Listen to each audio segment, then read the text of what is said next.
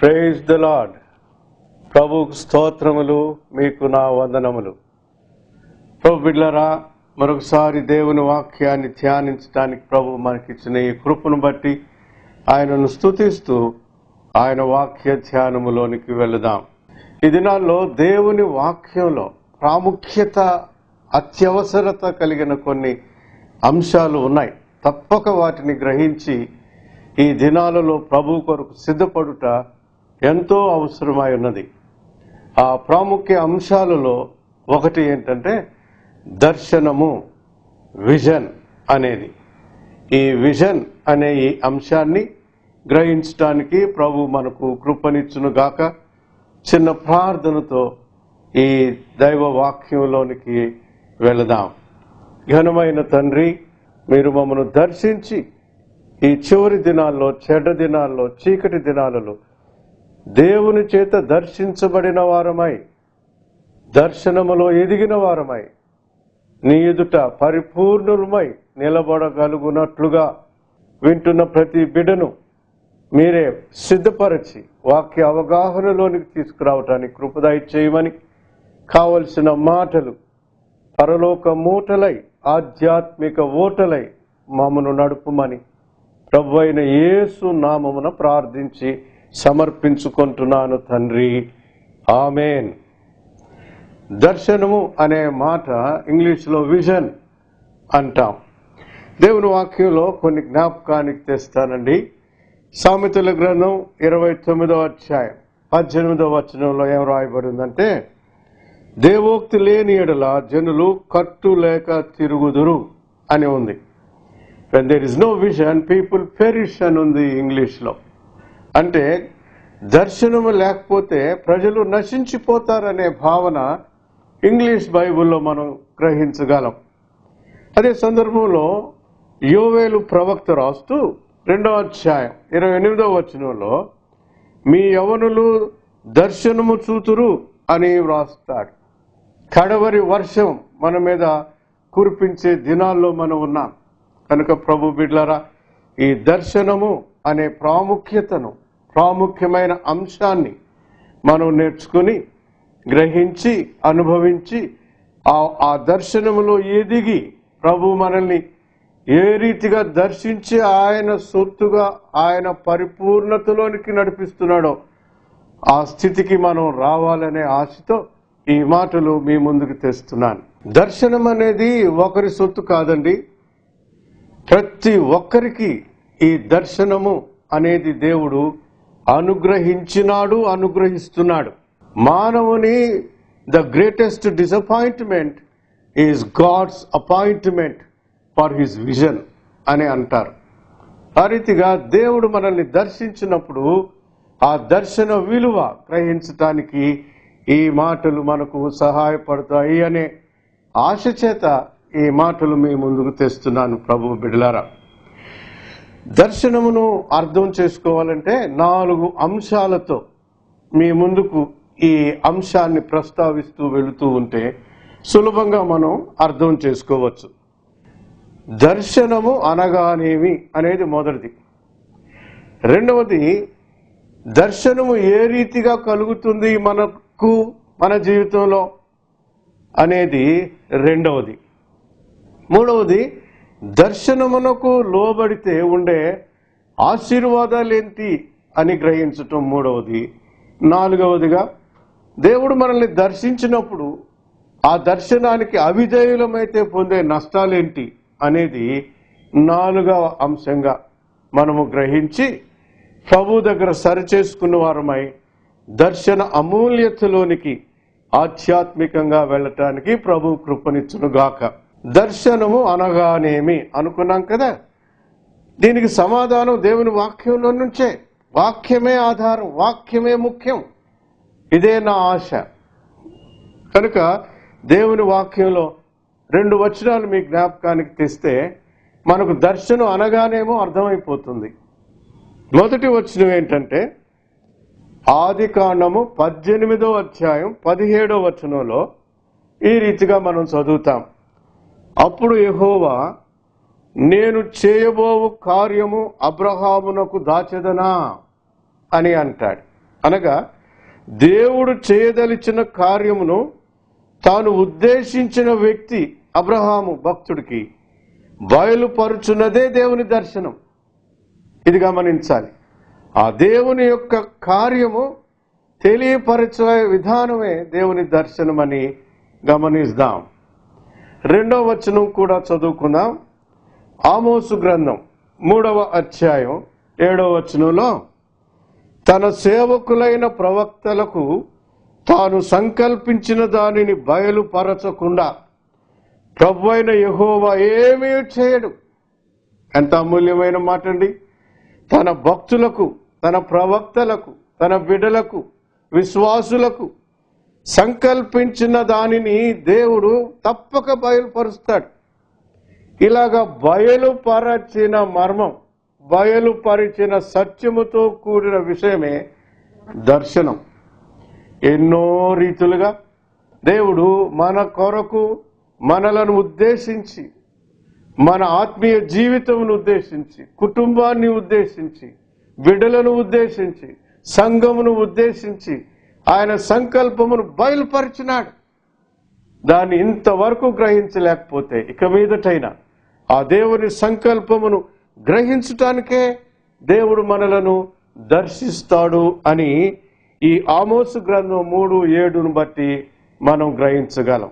కాబట్టి దర్శనం అనగానేమి అనే మొదటి అంశంలో ఆయన చేయబోయే కార్యాన్ని బయలుపరచటం, అలాగే దేవుడు ఆయన మన జీవితాల్లో నిర్దేశించిన సంకల్పమును నెరవేర్చడానికి బయలుపరచటం, అలాగా బయలుపరచటం, ఆ దేవుని ఉద్దేశ్యమును బయలుపరచటం అనేది దర్శనము అని మనం గ్రహించగలం. ఇది మొదటి అంశం.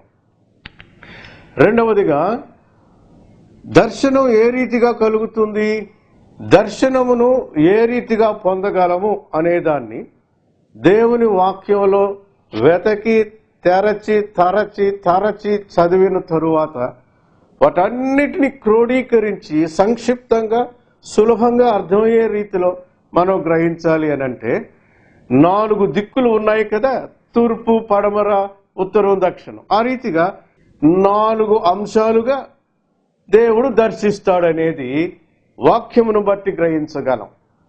4 రీతులైన దర్శనాలు ఏంటంటే, మొదటిది స్వప్న దర్శనము, రెండవది వాక్య దర్శనము, మూడవది ఆత్మచేత నింపబడిన వారు అనగా ఆత్మ పరవశత్వంలో కలిగే దర్శనం, నాలుగవది దేవుడు ఒక్కొక్క వ్యక్తిని ఒక్కొక్క రీతిగా ఒక ప్రత్యేకమైన దర్శనముతో బోధిస్తాడు, నడిపిస్తాడు, దర్శిస్తాడు. ఈ రీతి అయిన ప్రత్యేక దర్శనము 4వ రీతి అయిన దర్శనం. ఇంకా కొన్ని అంశాలు ఉన్నాయి ఆయన వివిధ దర్శనాలను బట్టి విశ్లేషణ చేస్తే, కానీ ప్రాముఖ్యంగా మన అవగాహనలోనికి ఈ 4ని గ్రహించగలిగితే మిగిలినవి కూడా ఇందులోని భాగాలుగా ఉంటాయి అనేది కూడా మనం గ్రహించగలం. ఇప్పుడు ఒక్కొక్క విధానానికి వెళ్ళి సంక్షిప్తంగా సమయ హద్దుబాటులో ముగించుకుందాం. మొట్టమొదటిగా స్వప్న దర్శనము అని అన్నాం కదా, ఇది చాలా ప్రాముఖ్యమైనది. ప్రతి విశ్వాసి కూడా నేర్చుకోవలసిన అమూల్యమైన దర్శనం. ఎందుకు ఈ మాట నేను చెప్తున్నానంటే, దేవుని వాక్యంలో సంఖ్యాకాండం 12వ అధ్యాయం 6వ వచనంలో దేవుడు ఈ రీతిగా మాట్లాడుతున్నాడు. నా మాటలు వినుడి, మీలో ప్రవక్త యుండిన ఎడల యెహోవానగు నేను దర్శనమిచ్చి అతడు నన్ను తెలుసుకొనున్నట్లు కలలో అతనితో మాట్లాడుదును అంటాడు.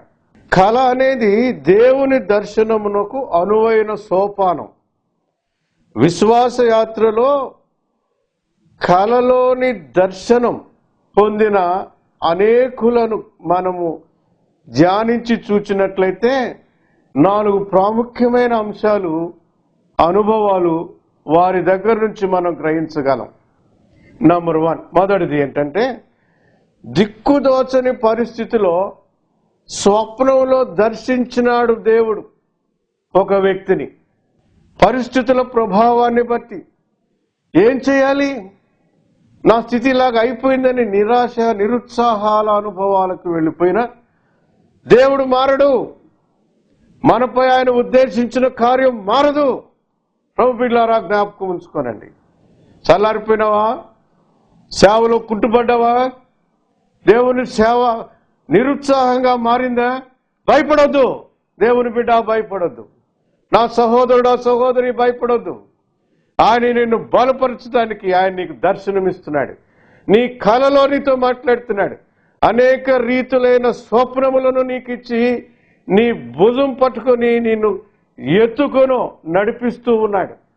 ఆదికాండం 31వ అధ్యాయంలో 10వ వచనం నుంచి 13 వరకు చదివితే, మందలు చూలు కట్టు కాలమున నేను స్వప్నమందు కన్నులెత్తి చూడగా అంటూ ఆ స్వప్నమందు దేవుని దూత యాకోబు అని నన్ను పిలువగా, నీవెక్కడ స్తంభము మీద నూనె పోసితివో, ఎక్కడ మొక్కుబడి చేసితివో ఆ బేతేలు దేవుడను నేనే.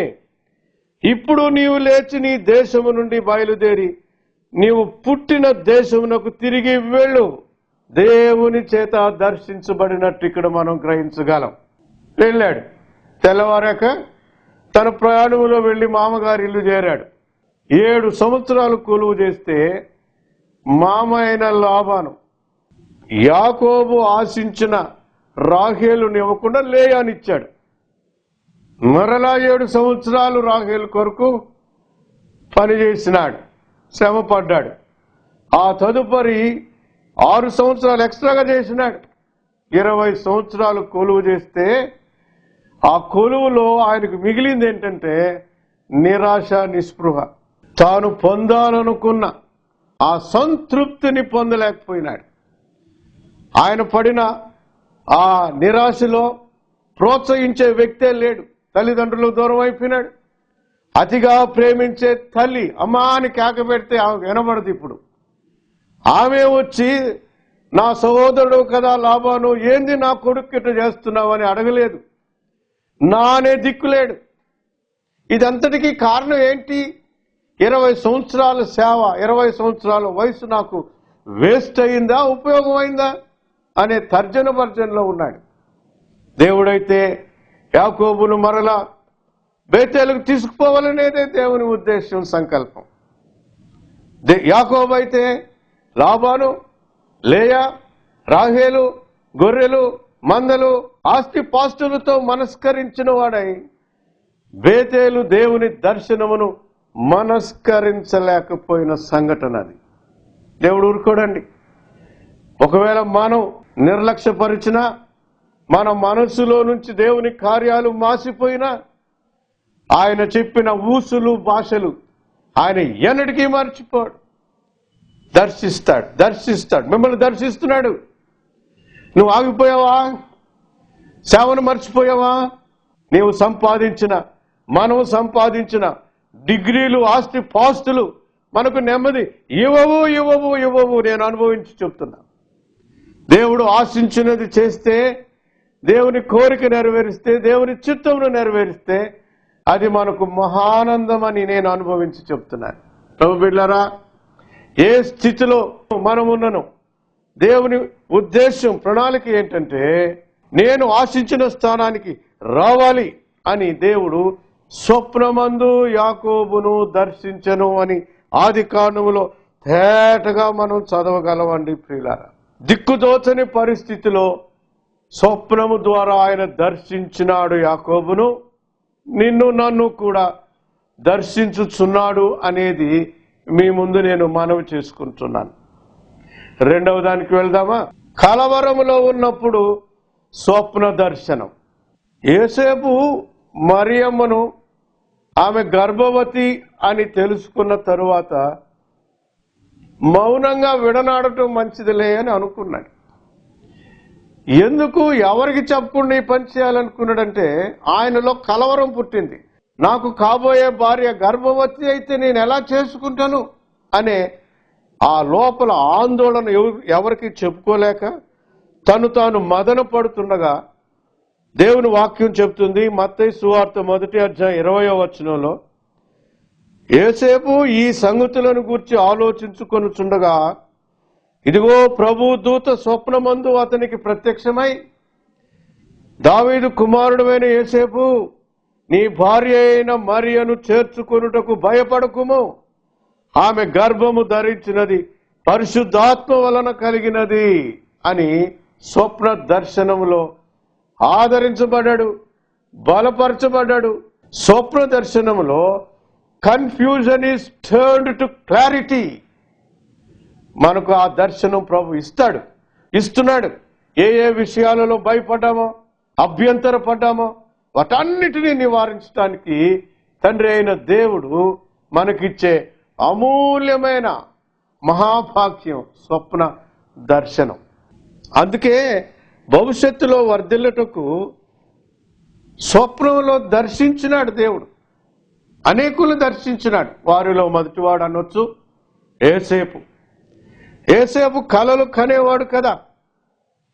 మిగిలిన పనులన్నీ నా పన ఎదుట సాగిలపడ్డాయన్నాడు.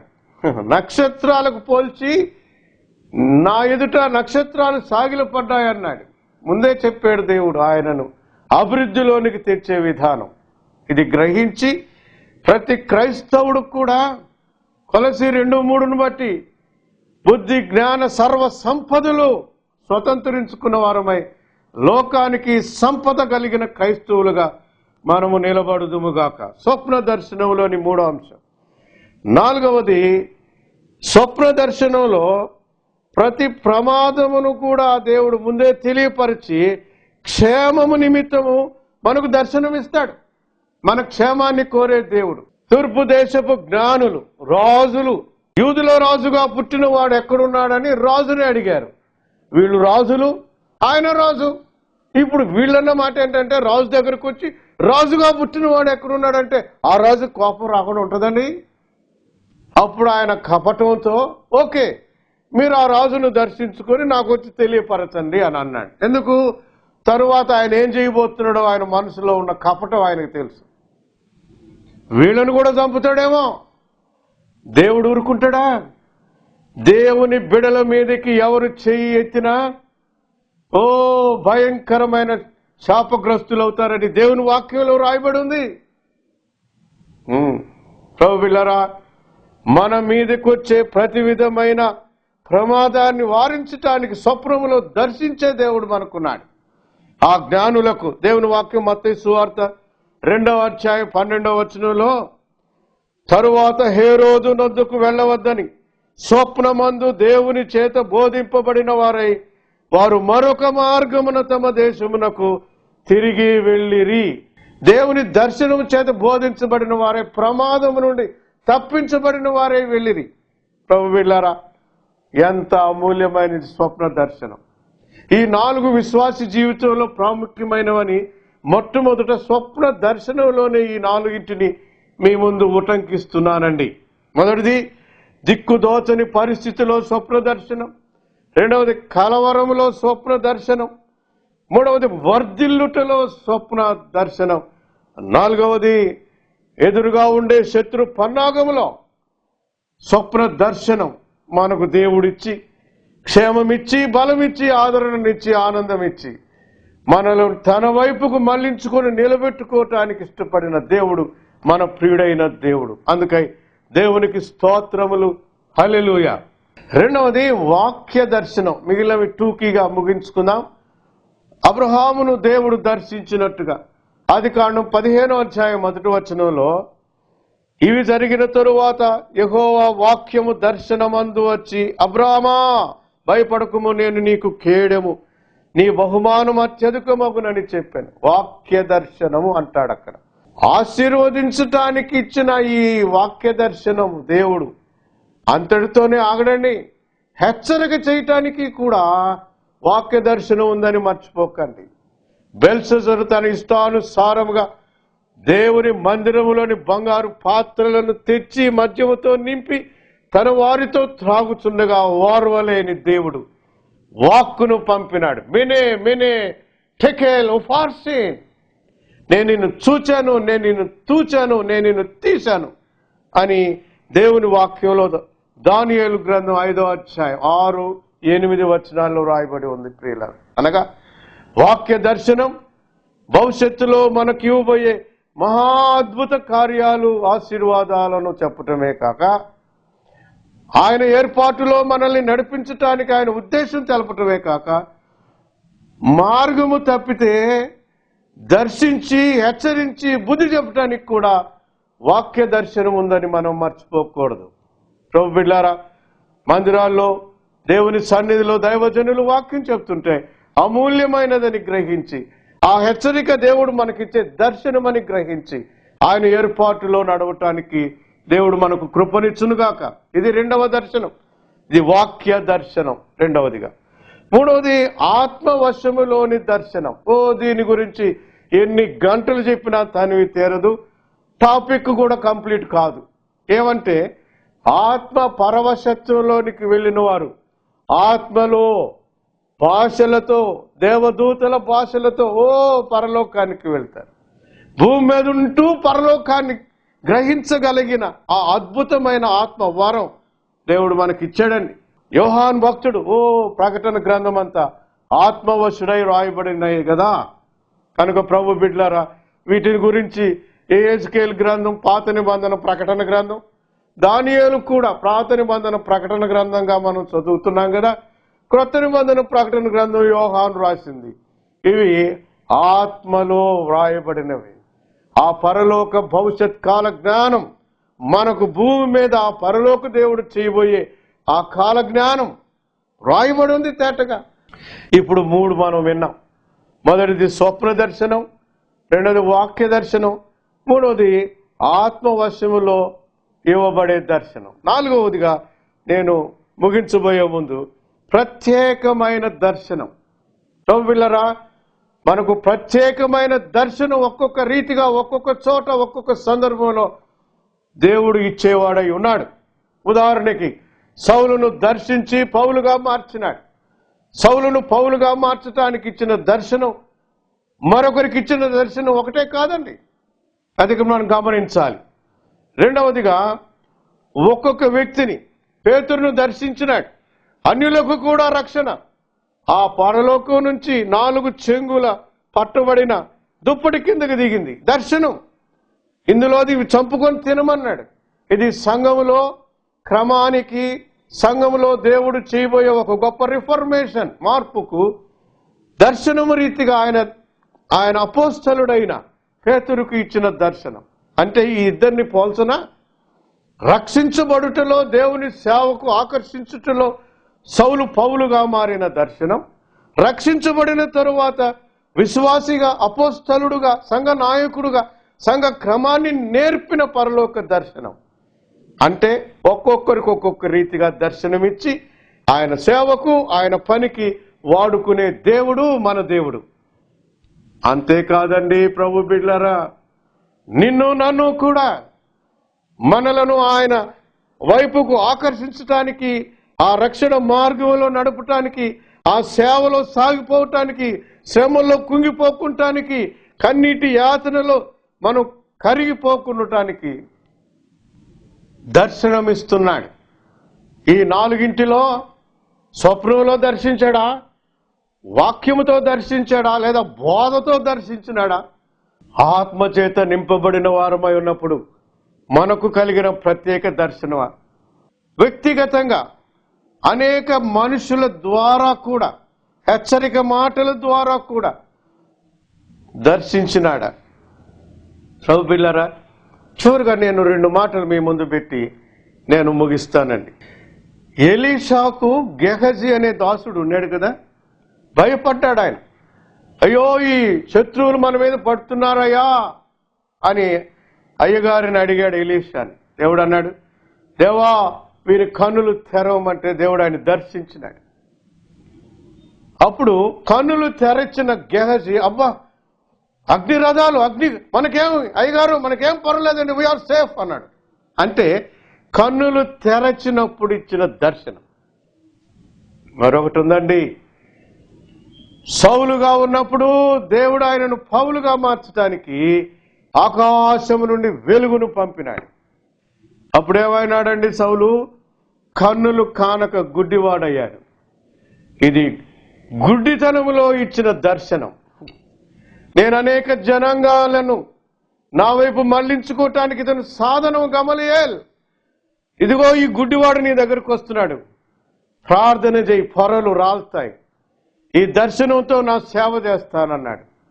గుడ్డివాడై కలిగిన దర్శనం. ప్రభు బిడ్డలారా జ్ఞాపకం ఉంచుకోండి. ప్రభు అంటున్నాడు యోహాను సువార్త 9వ అధ్యాయంలో, గుడ్డివాని కన్నులు తెరిచిన తరువాత ఏమన్నాడండి? చూడని వారు చూడవలెను, చూచువారు గుడ్డివారు కావలెను. ప్రభు బిడ్డలారా ఆయన ఇచ్చే దర్శనం ఈ రీతిగా మనకుందని మర్చిపోకండి. దేవుడు మనల్ని దర్శించినప్పుడు వెంటనే లోబడితే చూచే దర్శనం.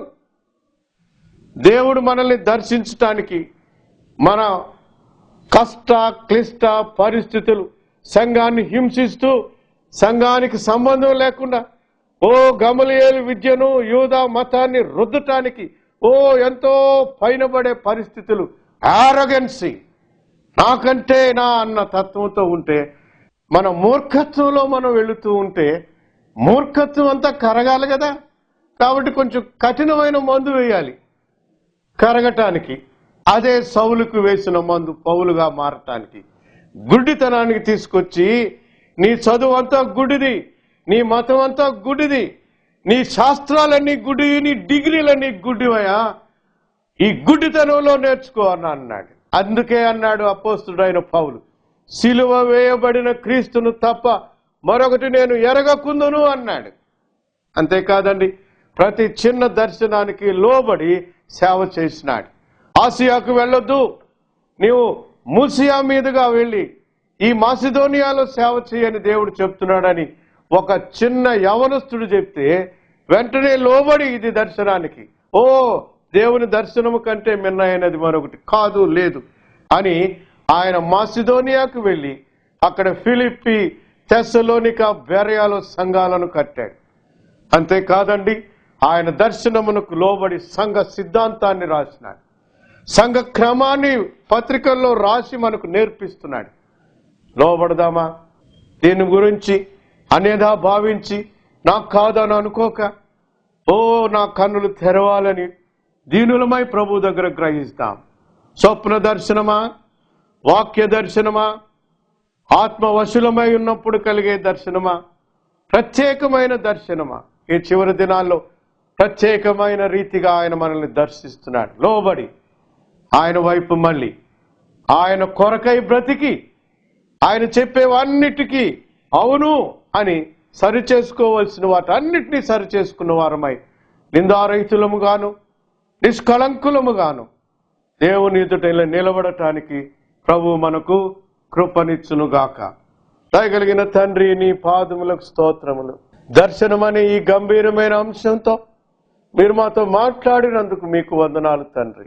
నాయనా, మేము మేలు పొందిన వారము కాగలుగునట్లుగా ఈ మాటలు మా హృదయాల్లో నీరు పెట్టి ఫలింపులోనికి తెమ్మని కృతజ్ఞతా స్తోత్రములు చెల్లిస్తూ విన్న ప్రతి బిడ్డను మీరు దీవించుమని, ఈ అనుభవంలోనికి మేము రాగలుగునట్లు కార్యమును చేయమని ప్రభువైన యేసు నామమున స్తోత్రములతో ప్రార్థిస్తున్నాను తండ్రి, ఆమేన్. తండ్రి అయిన దేవుని ప్రేమయు ప్రభువైన యేసయ్య కృప, పరిశుద్ధాత్మ దేవుని నిత్య సన్నిధి సదాకాలము మనతో ఉండునుగాక. ఆమేన్. God bless you. దేవుడు మిమ్మల్ని దీవించునుగాక.